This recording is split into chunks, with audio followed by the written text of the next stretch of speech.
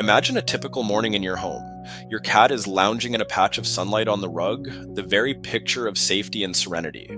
Because they stay within the four walls of your house, you likely feel a sense of profound relief. They aren't facing the dangers of traffic, predators, or the unpredictable elements of the great outdoors. You've created a sanctuary for them, a world where every need is met and every corner is familiar. But as you watch them nap, there is a subtle, invisible tension in the air that most owners never perceive. We often assume that indoor is synonymous with invincible, believing that by removing the external threats, we've eliminated risk entirely. However, there is a quieter, more deceptive set of dangers that thrive in the very environment we built to protect them. These aren't the obvious threats of a busy highway. They are the silent errors in judgment, the overlooked household items, and the psychological stressors that go unnoticed until it is far too late. There is a hidden narrative unfolding in the safety of your living room, one where the most well-intentioned habits can inadvertently become a cat's greatest risk. Vets see the aftermath of these mistakes every day, emergencies that could have been avoided if we only knew how to look past the surface of our domestic routine. To truly safeguard the life of your indoor companion, you have to realize that the safe world you've created has its own set of secret trapdoors. Something deeper is happening in the way we manage their environment, and the real reason for concern is often hidden in plain sight. It begins with the fundamental misunderstanding of the vertical danger that exists in a modern home, specifically regarding the windows we think provide a harmless view of the world. We often leave windows cracked or screens loosely fitted, thinking the heights of an apartment or a second story are a natural deterrent. But cats are driven by a predatory drive that can override their sense of self-preservation in a heartbeat. A passing bird or a fluttering moth can trigger a high-rise incident where a cat loses their balance in a split-second leap of instinct. What many people don't realize is that indoor cats often lack the spatial awareness of their outdoor counterparts when it comes to extreme heights. This isn't just a fall, it is a psychological disconnect where their hunting drive outpaces their environment's boundaries. Ensuring that every window is not just closed but reinforced is the first step in acknowledging that their instincts don't always respect the glass. But that's only part of the story, because the most common deadly mistakes are often found in the beauty we bring into our homes, specifically the plants that line our shelves. We view lilies, tulips, or sago palms as simple decor, but to a cat, they are a biological landmine. What many owners overlook is that an indoor cat's boredom often leads them to nibble on greenery as a way to interact with nature. Even a tiny amount of pollen from a lily licked off a paw can cause total kidney failure within hours. This isn't just about poisonous plants. It's about the fact that in a confined space, a cat has limited choices for sensory exploration. When we bring the outdoors in, we often bring in a silent toxin that their bodies are completely unequipped to handle.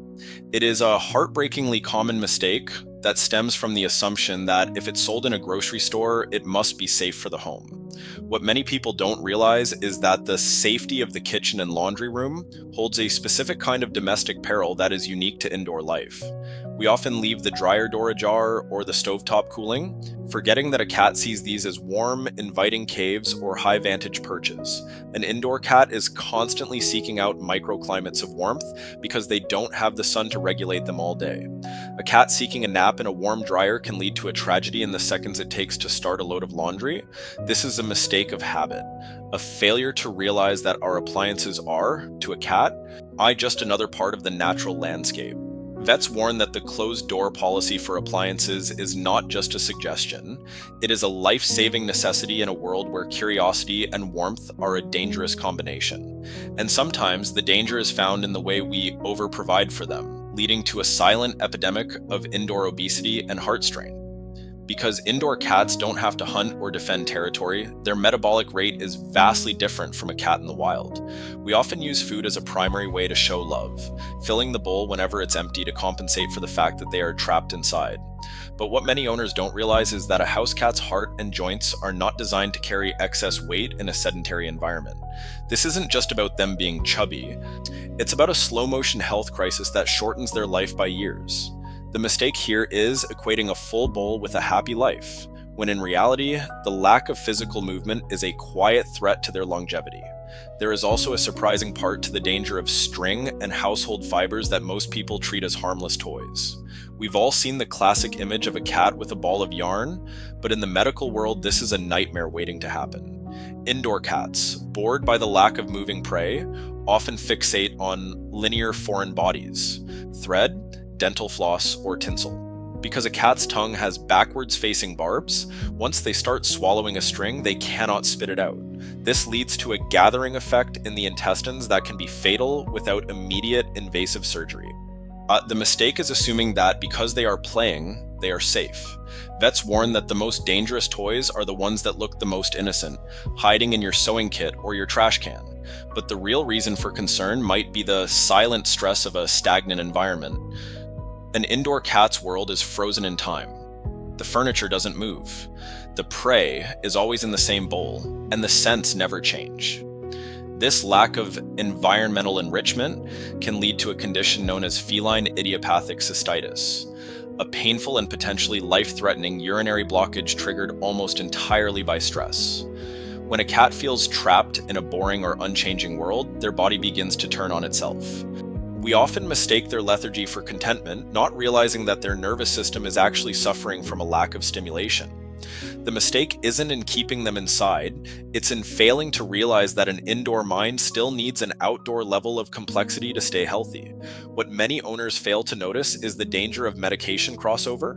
We often think that if a cat has a minor ache or a fever, a tiny sliver of a human pain reliever like acetaminophen might help, but to a cat, human medications are not just too strong. They are molecularly toxic. Their livers lack the specific enzymes to break down these chemicals, turning a simple gesture of care into a fatal dose of poison. This is a mistake of empathy, trying to treat a feline friend with a human solution. Vets emphasize that in the indoor world, the medicine cabinet is one of the most dangerous places in the house, and home remedies are often the most frequent cause of accidental feline death. As you begin to look around your home through the eyes of a vet, the landscape shifts. You realize that the safety you provided was only a surface-level protection. The shift from a passive owner to a vigilant guardian is a quiet but powerful transformation. You start to notice the loose screen, the toxic leaf, and the open dryer door, not as inconveniences, but as vital boundaries. You realize that the bond you share is a responsibility that requires you to be their eyes and their ears in a world they didn't evolve to navigate. By acknowledging these mistakes, you aren't becoming paranoid. You are becoming the protector they truly believe you are.